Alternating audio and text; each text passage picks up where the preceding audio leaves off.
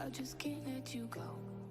Hello, AniCod here, and in today's viewer requested video, I'm going to show you a smart way to wire up multiple parts of your base. Get some lighting in there and just fit it and forget it and save some electricity while you're at it. So let's say you want to get electricity to multiple floors, but you don't want to mess around with different switches. Well, it is possible just to use a single switch to change between floors.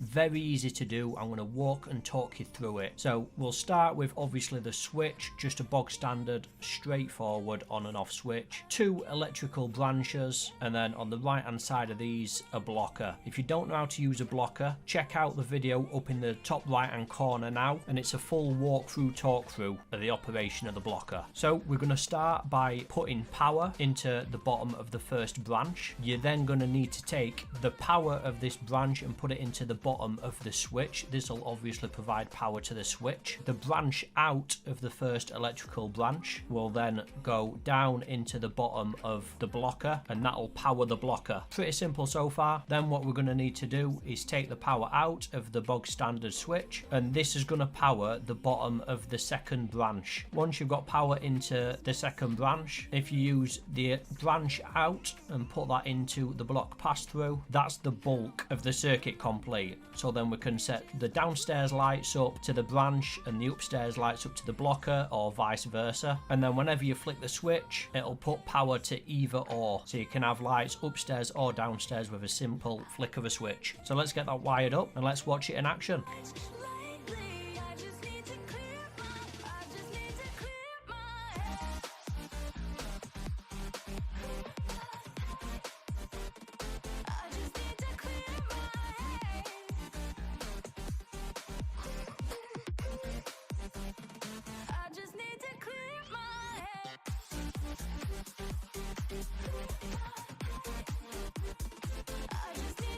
Now, one thing to remember is when you set it up like this, there is permanent power going to the lights. So if you want to control the amount of power, it is possible to put a switch in between. I would recommend this so on the way out the door you can turn it off. That way you're not leaving the lights on, using excess power, draining your batteries, because let's face it, not everyone's lucky enough to have a generator. All depends on what server you're on. But as soon as you got the power turned on, it'll activate the full circuit. Just remember to turn it off before you exit. So I know what you're thinking. I said this were low maintenance. Well, I've got a way you can make it even lower maintenance and not even have to worry about a switch, and that's with a HBHF sensor. Now, when you're using a HBHF sensor, it is a good idea to pair it up with an AND gate. The AND gate is very special because it only outputs power when both inputs in the bottom are receiving power. The HBHF sensor will only output one power, and one power isn't enough to power all of these lights.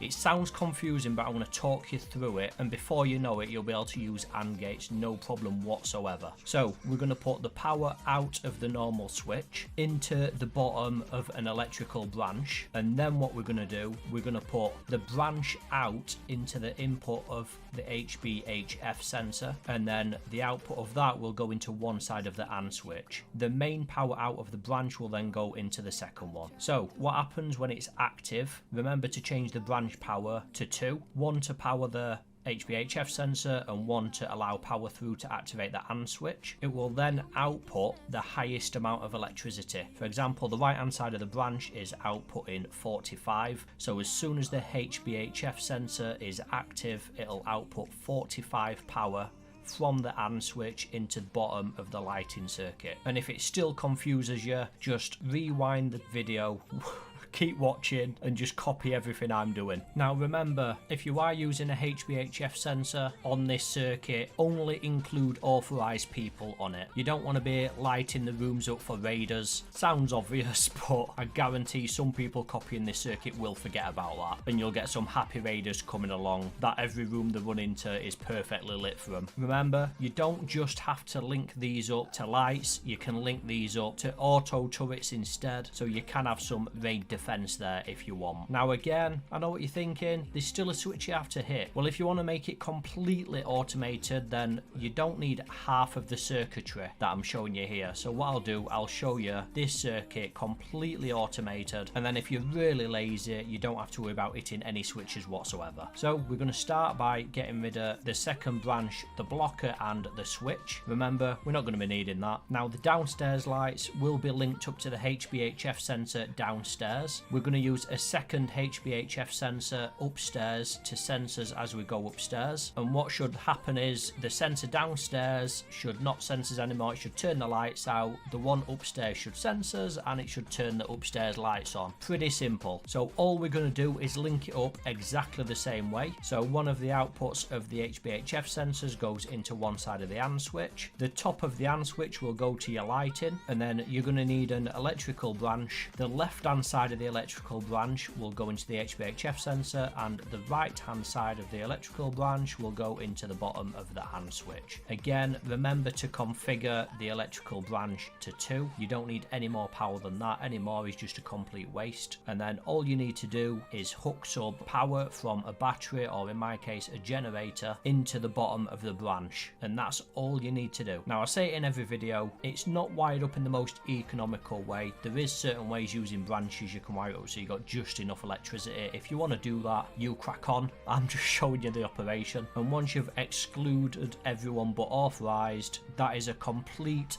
automated circuit for upstairs and downstairs in your base. Again, you can do this for multiple rooms, but this is probably the easiest way. When it is pitch black, you haven't got to worry about finding switches. You can just run from room to room and your path will be illuminated the whole way. Now I hope you've enjoyed the video. If you have, feel free to leave me a like. It lets me know I'm doing a good job. If you want to see more videos, feel free to hit the subscribe button. If you enable the bell notification, you'll be notified when a new video releases, which is every Monday currently. I am on social media as well, like Twitter, where you can see what I'm currently working on, or if you follow me on Instagram, you'll be able to see the thumbnail of a video before the video's even released. If you've watched it this far, let me know you're a legend in the comments down below. And again, thanks for watching, and I'll see you in the next video.